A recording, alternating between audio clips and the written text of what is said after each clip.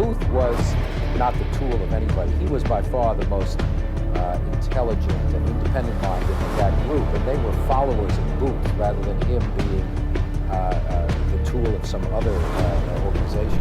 What really happened after Abraham died? Abraham Lincoln went to the theater. John Wilkes Booth snuck into the presidential box, pulled a trigger, and changed history. It's a paragraph in your middle school history textbook. But your textbook left out the part where this wasn't just a political assassination. It was more than that, as we will be talking about the most disturbing hours of Abraham's death.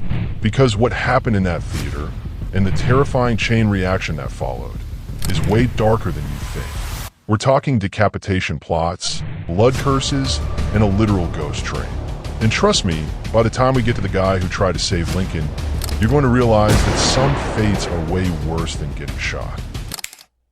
To understand the terror, we have to start 3 days before the shooting. Imagine you're the president. You're exhausted. You just want a brutal civil war. You finally go to sleep, and you have a dream. In this dream, you hear low, mournful sobbing echoing through the White House. You walk from room to room, looking for the source of the crying. Finally, you enter the East Room. There, you see a speaker's platform. On it is a corpse wrapped in funeral vestments, its face covered. A crowd of people is weeping. In the dream, you ask a soldier, who is dead in the White House? And the soldier replies, the president. He was killed by an assassin. Lincoln actually had that dream. He told his wife, Mary, about it. He joked it off because, honestly, what else are you gonna do?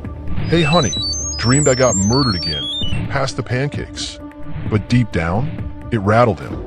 Now, let's flash forward to April 14th, 1865, 10 p.m. Ford's Theater. Here's where the terrifying incompetence sets in. Lincoln's bodyguard for the night was a guy named John Frederick Parker. Parker had a history of getting drunk on duty, sleeping on the job, and visiting brothels when he was supposed to be working. Naturally, he was the guy picked to protect the most targeted man on Earth.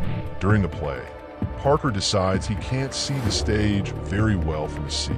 So, he leaves his post at the door. Where does he go? To the local tavern for a drink. And guess who is sitting at that exact same tavern, drinking whiskey, getting his courage up? John Wilkes Booth. You literally cannot write a worse script than reality. Booth walks out of the bar, walks into the theater, steps right past the empty chair where the guard should be, and holds a Derringer pistol to the back of Lincoln's head. Bam! This is where the textbook ends, and a nightmare begins. Booth didn't just shoot Lincoln and escape.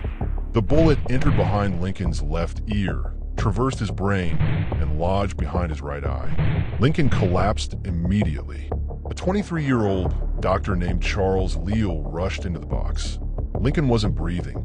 Dr. Leal literally had to perform 19th century CPR, sticking his fingers into the wound to clear a massive blood clot just to get Lincoln's heart beating again. But they couldn't keep him in the theater. They carried his giant 6-foot, 4-frame across the muddy, chaotic street into a small boarding house called the Peterson House. Look at this. Lincoln was too tall for the bed. They literally had to lay him diagonally across a stranger's mattress just so he could fit. For the next 9 hours, this tiny bedroom became a literal tomb. Modern doctors who have looked at the medical reports say that the pressure in Lincoln's skull was so immense and the damage so severe that it is a medical miracle his heart kept beating. But here's the terrifying part. He was totally comatose, but his body was actively fighting the trauma. His breathing was described as a loud, guttural, rhythmic groaning that echoed through the entire house. Imagine being in the next room, in the pitch dark of 1865, hearing the leader of the free world slowly, loudly, agonizingly slipping away into the void. Outside, the city went into a state of absolute, apocalyptic panic. Rumors flew that the entire government was being wiped out. The Secretary of State, William Seward, had been brutally stabbed in his bed that same night by a co-conspirator. People thought the Civil War was restarting in the dark. At 7:22 a.m., Lincoln's breathing stopped. The room went silent. Rathbone and his fiancée, Clara Harris, were the young couple invited to watch the play with the Lincolns. When Booth fired the shot, Rathbone immediately jumped into action. He lunged at Booth. Booth dropped the gun, pulled out a massive Bowie knife and slashed Rathbone across his left arm, slicing him open from his elbow to his shoulder, severing an artery. Rathbone, bleeding out, still tried to grab Booth as he leaped out of the box, causing Booth to catch a spur on the flag and break his leg. Rathbone survived the physical wound, but the mental wound? It mutated into something demonic. Survivor's guilt is a terrifying thing. Rathbone convinced himself that he failed Lincoln. He believed the entire country blamed him for letting the president die. Over the next 18 years, Rathbone slowly lost his mind. He suffered from hallucinations, severe delusions, and constant physical pain from his scarred arm. His wife, Clara, the same woman who sat in that theater box covered in Lincoln's blood, tried to help him. But on Christmas Eve, 1883, the madness won. In a terrifying echo of that night, in 1865, Rathbone suffered a psychotic break. He attacked his own children. When Clara blocked him, he shot her and stabbed her to death, using the exact same methods Booth used in the theater box. When the police arrived, they found Rathbone frantically stabbing himself, surviving just like he had before. He spent the remaining 30 years of his life in an asylum for the criminally insane, talking to the walls, hunted by the ghost of Abraham Lincoln. Lincoln's death didn't just break individuals.